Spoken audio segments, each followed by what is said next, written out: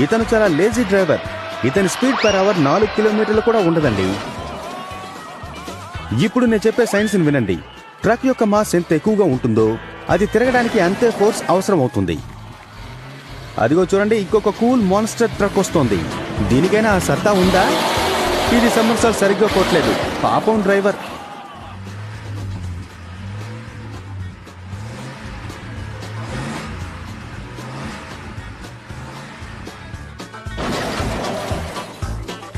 ఈ monster truck ని చూడండి, చూడడానికి చాలా బాగుంది కదా.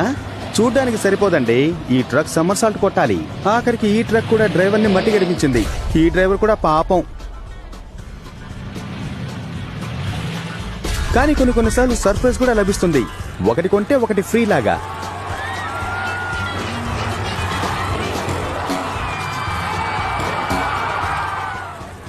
రబ్బర్ తో చేసినటువంటి ఈ బౌన్సీ టైర్స్ ట్రక్ ని ఇంకోసారి పల్టీ కొట్టేలా చేసింది. కానీ ఈ సర్ప్రైజ్ వల్ల డ్రైవర్ కి ఏం చేయాలో అర్థం కావట్లేదు.